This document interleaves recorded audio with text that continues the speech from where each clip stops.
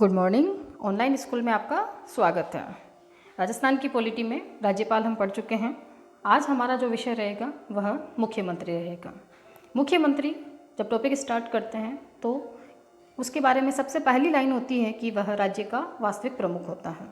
तो थोड़ा सा ये फंडा समझेंगे, क्या वास्तविक होता है और क्या संवैधानिक प्रमुख होता है या नाम मात्र का प्रमुख होता है।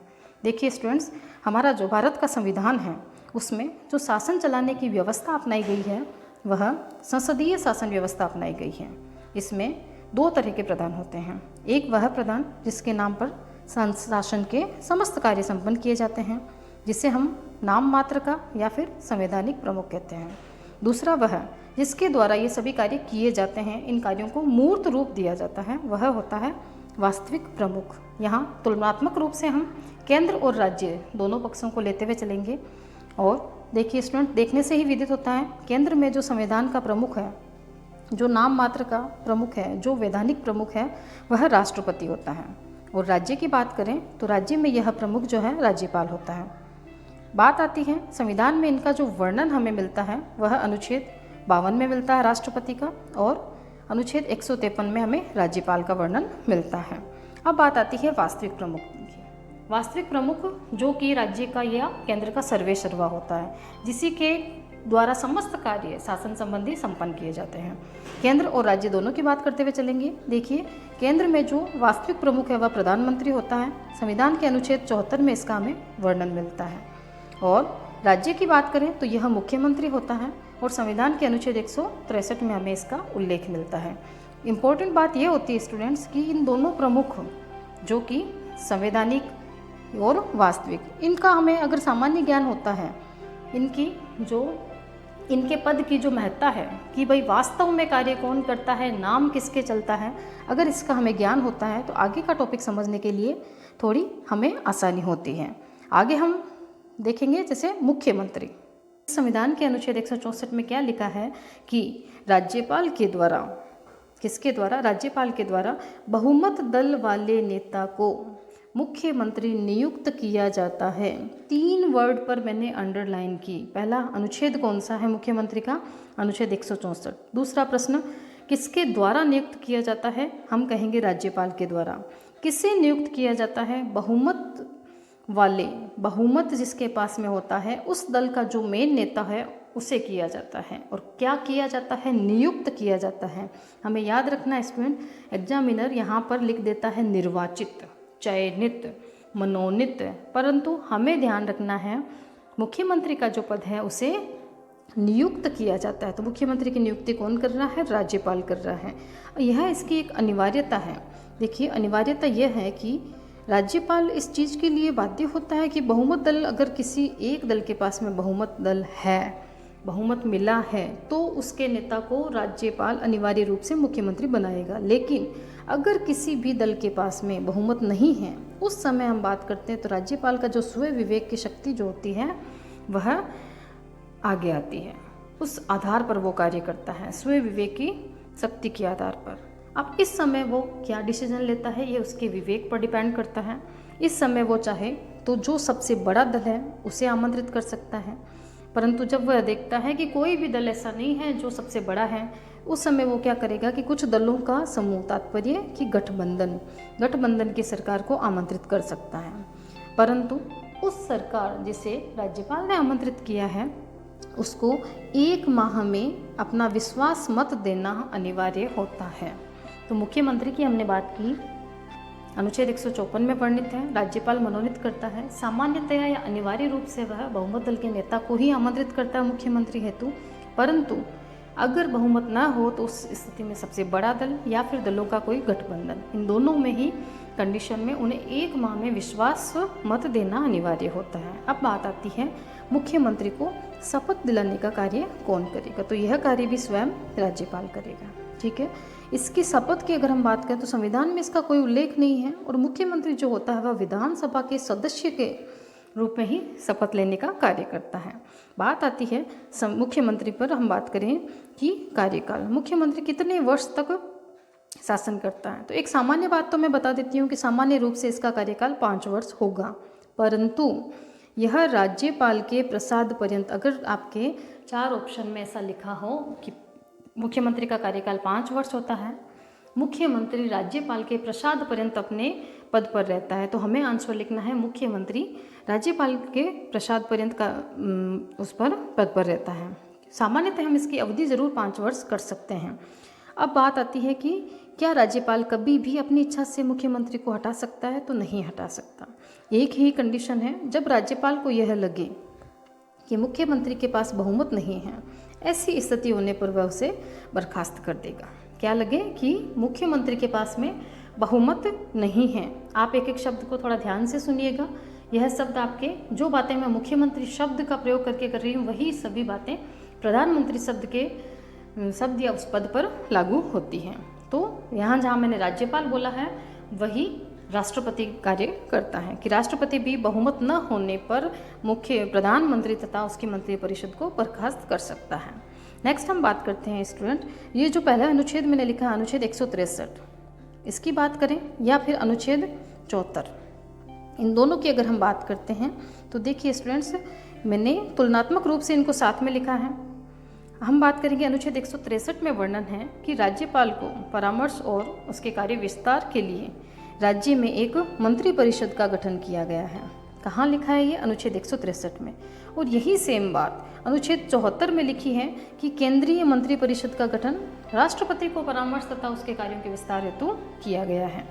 नेक्स्ट हम बात करते हैं अनुच्छेद 164 की। इसमें लिखा है कि ये जो केंद्रीय मंत्रिपरिषद है, अगर हम इसकी बात करें तो मुख्यमंत्री या फिर प्रधानमंत्री, जब केंद्रीय मंत्रिपरिषद शब्द का प्रयोग हो तो प्रधानमंत्री, और राज्य मंत्रिपरिषद की बात करें तो मुख्यमंत्री। इनकी जो नियुक्ति है वह राज्यपाल करेगा, यहाँ लिखा है। और प्लस यहाँ पर यह भी लिखा हुआ है कि यह बहुमत दल का नेता रहेगा या मंत्रिपरिषद का मुखिया रहेगा। रिपीट करते हैं, अनुच्छेद 163 में राज्य मंत्रिपरिषद का उल्लेख है, अनुच्छेद 74 में केंद्रीय मंत्रिपरिषद का उल्लेख है। नेक्स्ट, इस केंद्रीय मंत्रिपरिषद का जो मुखिया होगा वह पीएम होगा और राज्य मंत्रिपरिषद का मुखिया जो है वह सीएम होगा। यह अनुच्छेद 164 तथा अनुच्छेद 75 में लिखा गया है। अब बात आती है सीएम के परामर्श पर। ध्यान रखना है स्टूडेंट्स, सीएम कह दीजिए, साथ में हम पीएम भी कह सकते हैं। मुख्यमंत्री तथा प्रधानमंत्री के परामर्श पर अन्य मंत्रियों की जो नियुक्ति का कार्य है या उनको विभाग आवंटन का कार्य है या फिर उनकी पद मुक्ति का कार्य है, यह कौन करता है? राज्य है तो राज्यपाल करता है और सेंटर है तो प्रधानमंत्री करता है। हमें यह बात ध्यान रखनी है कि इसमें इन मुख्यमंत्री या प्रधानमंत्री का परामर्श आवश्यक है, उनके बिना राज्यपाल या राष्ट्रपति यह कार्य नहीं कर सकते हैं। अब बात आती है मुख्यमंत्री जो मंत्रिपरिषद का प्रधान है, अगर हम उसकी बात करें तो यह जो किसके प्रति उत्तरदायी होता है?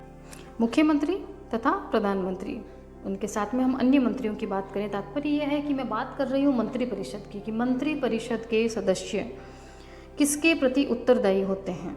यह जो क्वेश्चन है यह आपके किसी भी लेवल में चले जाइए, आप नीचे से लेकर के ऊपर तक RS लेवल तक की हम चर्चा करें तो ये उत्तरदायित्व वाला प्रश्न जो है यह घुमा फिरा कर बहुत एग्जाम्स में पूछा गया है। तो इनका उत्तरदायित्व 2 प्रकार का होता है। संसदीय शासन व्यवस्था में हम मंत्रियों के, जिनमें CM PM भी शामिल हैं, राज्य स्तर पर बात करें तो मुख्यमंत्री और केंद्र के स्तर पर बात करें तो प्रधानमंत्री, प्लस अन्य जो भी मंत्री हैं। अगर हम पूछें कि यह व्यक्तिगत रूप से किसके प्रति उत्तरदायी रहते हैं, मैंने शब्द का प्रयोग किया व्यक्तिगत रूप से। देखिए व्यक्ति शब्द विशेष आए, व्यक्तिगत रूप से अगर CM और अन्य मंत्री हैं तो वह राज्यपाल के प्रति उत्तरदायी हैं और PM तथा अन्य मंत्री हैं तो वह राष्ट्रपति के प्रति उत्तरदायी हैं। कंसंट्रेट कीजिएगा व्यक्तिगत रूप से, वहाँ कथन अच्छे से देखना है, लिखा हुआ समझना भी है।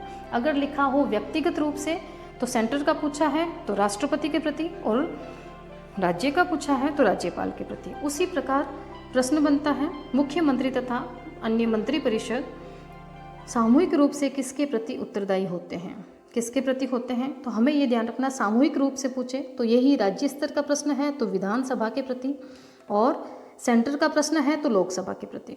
यहाँ स्टूडेंट वह संसद शब्द का भी प्रयोग करेगा तो विधानमंडल शब्द का भी प्रयोग करेगा, तो दोनों अवस्था में प्रश्न का आंसर गलत होगा।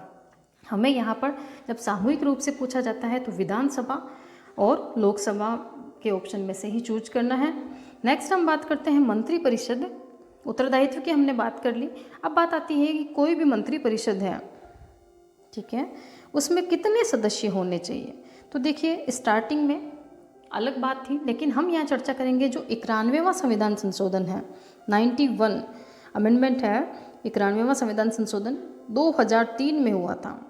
सेकेंड ग्रेड का क्वेश्चन है स्टूडेंट्स ये कि 91वां संविधान संशोधन कब हुआ था, इसलिए मैंने इम्पोर्टेंट फैक्ट्स ही डाले हैं। आप कंसंट्रेट होकर के एक एक शब्द और स्क्रीनशॉट भी लेते जाइए, सुनिए और उन पर ध्यान दीजिए। तो 91वां संविधान संशोधन 2003 में हुआ था। इसके उपरांत जो सदस्य संख्या निर्धारित की गई थी वह अधिकतम की अगर हम बात करें तो विधानसभा कह दीजिए या लोकसभा। देखिए स्टूडेंट, अब आप कहेंगे कि मैंने एक ही चीज़ को कितनी बार रिपीट किया है, तो आपको यह विशेष ध्यान रखना है एग्जाम में। प्रश्न किसका पूछा है? विधानसभा मतलब राज्य सरकार से संबंधित प्रश्न है, लोकसभा मतलब केंद्र सरकार से संबंधित प्रश्न है। अब मंत्री परिषद केंद्रीय मंत्री परिषद है या राज्य मंत्री परिषद है? अगर राज्य मंत्री परिषद है तो हमारा कथन होगा कि राज्य मंत्री परिषद में अधिकतम सदस्य विधानसभा के जितने भी सदस्य हैं, तात्पर्य कि कुल सदस्य हैं उनका 15% से अधिक नहीं होना चाहिए। ठीक है, कितने प्रतिशत से अधिक? 15% से अधिक नहीं होना चाहिए। उसी प्रकार लोकसभा में भी यही प्रोसेसिंग रहेगी। अधिकतम की हमने बात की, 15% का हमने बात की। अब न्यूनतम की बात करते हैं, तो न्यूनतम जो है वह 12 सदस्य तो होने ही चाहिए मंत्रिपरिषद में। अब बात करते हैं प्रधानमंत्री और मुख्यमंत्री, क्या इस मंत्रिपरिषद के सदस्य होते हैं या फिर इनके अलावा 15% करना है तो इनको हमें शामिल करना है। जैसे कि अभी हाल ही में जो एसआई का पेपर हुआ था उसमें एक प्रश्न था, विधानसभा में मंत्रिपरिषद के न्यूनतम सदस्यों की संख्या होनी चाहिए। वहाँ पर उन्होंने लिखा है 11+1। क्या लिखा है? 11+1। इस एक से तात्पर्य क्या है? मुख्यमंत्री। तो आंसर राइट होता है कि कुल हमने लिखा है न्यूनतम सदस्य मिनिमम 12 होने चाहिए। तो 11 तो सदस्य हैं और एक कौन है? मुख्यमंत्री है। तो हमें उसमें चूज करना होता है। नेक्स्ट हम बात करते हैं स्टूडेंट्स अनुच्छेद 167 और 78 की। दोनों का कार्य सेम है। अनुच्छेद 167 में लिखा है कि सीएम का प्रमुख कर्तव्य है, मुख्यमंत्री के कर्तव्यों का वर्णन है। और मुख्यमंत्री का पहला कर्तव्य क्या है कि राज्यपाल को शासन संबंधी सारी सूचनाएं प्रदान करें, सारे परामर्श प्रदान करें, यही इसका प्रमुख कर्तव्य है। यहाँ अनुच्छेद 167 की हमने बात की। उसी प्रकार अनुच्छेद 78 में प्रधानमंत्री के कर्तव्य है और कर्तव्य वही सेम रहेगा। प्रधानमंत्री का मुख्य कर्तव्य है कि वह राष्ट्रपति को सूचना मांगी जाने पर सूचना प्रदान करें, उसे परामर्श प्रदान करें। इसका प्रमुख कर्तव्य यही माना गया है। तो अनुच्छेद 78 जो है वह फर्स्ट ग्रेड के एग्जाम में आया हुआ प्रधानमंत्री के कर्तव्य संविधान के किस अनुच्छेद में वर्णित है। उसी प्रकार हमें मुख्यमंत्री के कर्तव्य भी तुलनात्मक रूप से ध्यान रखना है। एक विशेष पद आता है इनके अलावा भी, संसदीय सचिव। एग्जामिनर का फेवरेट है, आप कह सकते हैं। अब संसदीय सचिव की अगर हम बात करें तो इस पद का संविधान में पहली बात कोई उल्लेख ही नहीं है। तो इनकी नियुक्ति क्यों की जाती है? तो देखिए स्टूडेंट, मंत्रिपरिषद की हमने बात की कि वह 15% जो विधानसभा के सदस्य होते हैं उनसे अधिक मंत्री नहीं रखे जा सकते, यह एक बाध्य किया गया है। तो अगर शासन भार जो है वो अधिक हो रहा है, मुख्यमंत्री को लग रहा है कि इसको बांटने की आवश्यकता है, तो वह संसदीय सचिव की नियुक्ति करता है। किसकी नियुक्ति करता है? संसदीय सचिव की। तो तात्पर्य यह है संसदीय सचिव की नियुक्ति किसके द्वारा होगी? मुख्यमंत्री के द्वारा या प्रधानमंत्री के द्वारा होगी। अभी राजस्थान विशेष चल रहा है तो यह हम बात करते हैं, यह जो मंत्रिपरिषद होती है इसका सदस्य नहीं माना जाएगा। मतलब यह है कि वह जो हमने ऊपर चर्चा की 15% विधानसभा के सदस्य, उनका सदस्य यह नहीं होगा। और न ही जो संसदीय सचिव का पद है वह लाभ का पद कहलाएगा। ठीक है, वर्तमान की अगर हम बात करें तो राजस्थान में 10 संसदीय सचिव हैं। कितने? 10 संसदीय सचिव। ये भी आप बात कीजिए तो सेकंड ग्रेड का प्रश्न है कि वर्तमान में कितने संसदीय सचिव की नियुक्ति की गई है। तो अभी वर्तमान में 10 संसदीय सचिव हैं। अब संसदीय सचिव की अगर हम बात करें, इनकी नियुक्ति, इनको शपथ दिलवाने का कार्य और ये खुद किसके प्रति उत्तरदायित्व है इनका, तो यह होगा राज्य स्तर पर मुख्यमंत्री और केंद्र स्तर पर प्रधानमंत्री के प्रति। ठीक है स्टूडेंट्स, ये छोटा सा टॉपिक था, हमने इस पर डिस्कस किया। आप इसका स्क्रीनशॉट लीजिए, इनके दायित्वों पर कंसंट्रेट कीजिएगा। मोस्ट इंपॉर्टेंट है ये दायित्व। व्यक्तिगत रूप से किसके प्रति है? तो सामूहिक रूप से किसके प्रति है? सदस्य संख्या की हमने चर्चा की। मैक्सिमम 15% और मिनिमम 12 सदस्य। नेक्स्ट बात करते हैं पीएम और सीएम के हमने कर्तव्य भी देखे हैं। संसदीय सचिव मोस्ट इम्पॉर्टेंट है। इसके अलावा हमने मुख्यमंत्री के संबंध में जो अनुच्छेद लिए गए हैं या फिर जिसको शपथ, पदमुक्ति, किसके प्रसाद पर्यंत कार्य, इन सब पर चर्चा की है। तो स्टूडेंट, इसी के साथ आज का ये जो टॉपिक है वह कंप्लीट होता है। आप एक बार पुनः कहती हूँ, इनका स्क्रीनशॉट लीजिए और अपनी जो भी राय हो वीडियो के बारे में, टॉपिक के बारे में, वो कमेंट बॉक्स में ज़रूर दिया कीजिए, ताकि मुझे पता चले कि आपको कितना समझ आ रहा है और आगे मुझे क्या समझाने की आवश्यकता है। Thank you students.